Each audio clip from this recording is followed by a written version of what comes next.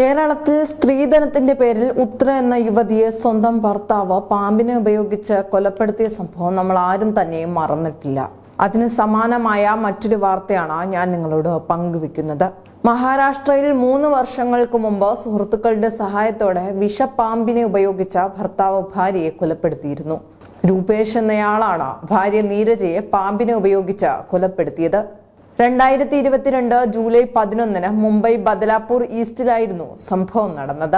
അപകട മരണമെന്ന് കരുതിയിരുന്ന സംഭവത്തിൽ ചില സംശയങ്ങൾ ഉയർന്നതിനെ തുടർന്ന് പോലീസ് അന്വേഷണം ശക്തമാക്കുകയായിരുന്നു.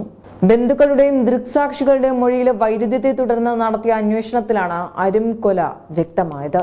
ഇരുവരും തമ്മിൽ വീട്ടിൽ വഴക്ക് പതിവായിരുന്നു. ഇതിനെ തുടർന്നാണ് ഭാര്യയെ ഇല്ലാതാക്കാൻ രൂപേഷ് പദ്ധതിയിട്ടത്. സുഹൃത്തുക്കളായ ഋതികേഷ് രമേശ് ചൽക്കെ, കുനാൽ വിശ്വനാഥ് ചൗധരി എന്നിവരുമായി ചേർന്നാണ് രൂപേഷ് പദ്ധതി തയ്യാറാക്കിയത്.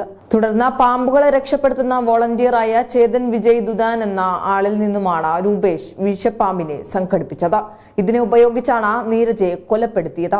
സംഭവത്തിൽ രൂപേഷിനെയും സുഹൃത്തുക്കളെയും പോലീസ് അറസ്റ്റ് ചെയ്തിട്ടുണ്ട്. കൂടുതൽ അന്വേഷണം പുരോഗമിക്കുകയാണ്. ബദലാപൂരിലെ കോൺഗ്രസ് പാർട്ടി പ്രവർത്തകയാണ് നീരജ.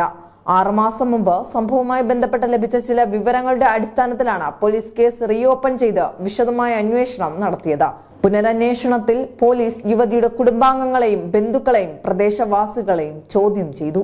അന്വേഷണത്തിൽ രൂപേഷിന്റെ സ്വഭാവം, സാമ്പത്തികം, വീട്ടിലെ വഴക്കുകൾ എന്നിവയെക്കുറിച്ചും ഇയാൾക്ക് പാമ്പ് പിടുത്തക്കാരനായ ആളുമായുള്ള ബന്ധവുമെല്ലാം പോലീസ് മനസ്സിലാക്കി. കൂടുതൽ ചോദ്യം ചെയ്തപ്പോഴാണ് ഇയാൾ കാര്യങ്ങൾ തുറന്നു പറഞ്ഞത്. പാമ്പിനെ വാങ്ങിയ ശേഷം ഇയാൾ 3-4 ദിവസം അതിനെ വീട്ടിൽ തന്നെ സൂക്ഷിച്ചു.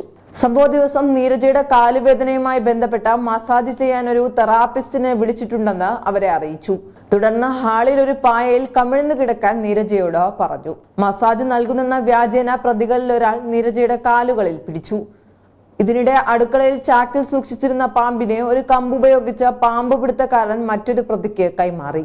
നീരജയുടെ പിന്നിലായിരുന്ന ഭർത്താവ് രൂപേഷ് അവരെ മുറുകെ പിടിച്ചുവെച്ചു. പിന്നാലെ 3 തവണ അവരുടെ ഇടത് കണ്ണങ്കാൽ പ്രതികൾ പാമ്പിനെ കൊണ്ട് കടിപ്പിക്കുകയാണ് ചെയ്തത്.